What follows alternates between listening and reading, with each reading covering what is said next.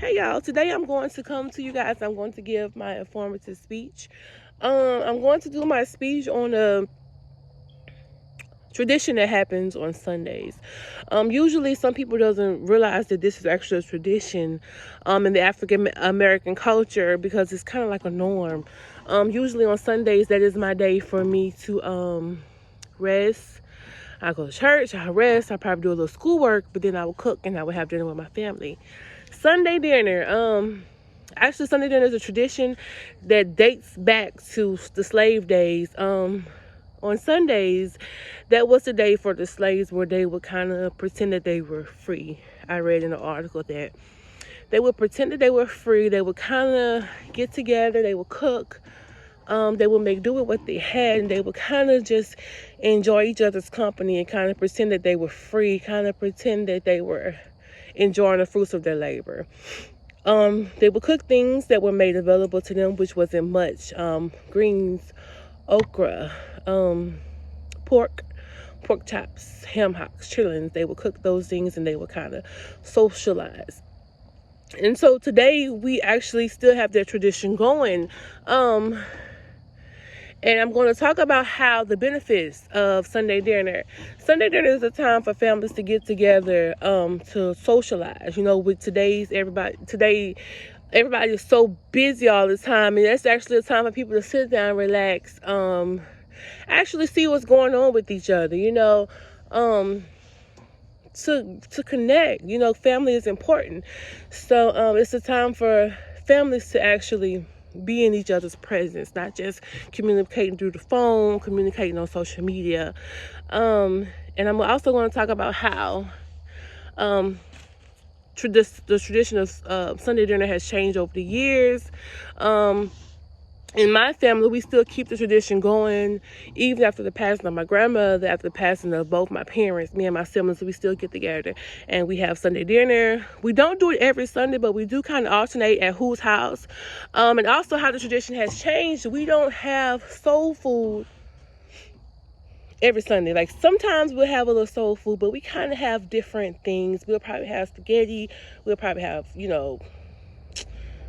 seafood. Like we don't do soul food every Sunday, and so that's how it's changed, but we still, sometimes goes back to our root, and we have a little soul food every now and then, depending on if we feel like actually getting in there and doing the work, because sometimes preparing soul food is kind of takes some time. Okay, and so what I want to do is I want to share 2 recipes with you guys. This recipe I found, it's a simple recipe I found online. It's for greens, and also you can do it with turnip greens or collard greens. And I've never tried this recipe, and I wanted to share it because it's easy for people that have never cooked greens. Anybody can do this. Okay, so the recipe, I wrote it down. Hopefully you can see it.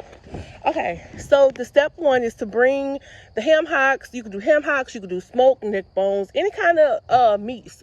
Really smoked meat is the best, but any kind of meat, you want to bring it, and 2 quarts of water to a boil.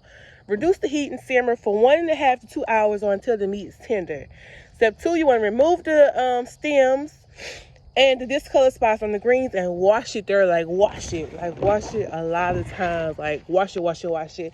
And really we would clean our greens before we even start cooking, doing anything else. Step 3, it says to add greens, 1 tablespoon of sugar to Dutch oven or whatever pot you want to use, and bring to a boil. Reduce heat, cover and simmer for 45 to 60 minutes or until the greens are tender. Okay, so that's a little easy recipe for greens. And this recipe is for okra and onions. This was a recipe that my grandmother taught me how to do. It's for okra and onions. Step 1 is real easy. Like step 1, you're going to heat up your pot, and you're going to put some oil. You can use olive oil, vegetable oil, whichever oil you want to get, like 2 tablespoons of oil. And you want 2 tablespoons to 1 tablespoon of oil, and saute the onions until they're tender. You want to cook your onions, and then you're going to take your okra. You could use chopped okra in the bag, or you could just get your own okra at the produce aisle and cut it up. Put it in the pot, and then you're going to let them cook until about 5 to 10 minutes until the okra is tender. And then when it's almost done, you want to wait till it's like done, and then you can add your salt and pepper. That's what my grandmother wanted in hers. She just wanted salt and pepper. So you could add whatever kind of seasoning you want. But this is how she taught me. This is what she liked: salt and pepper. And then like on the sides, optional, you could have you some cornbread or on the side, okay, if you want to, and then enjoy. And so I'm at my limit, and that is the end of my video. I hope you all have a good rest of the day.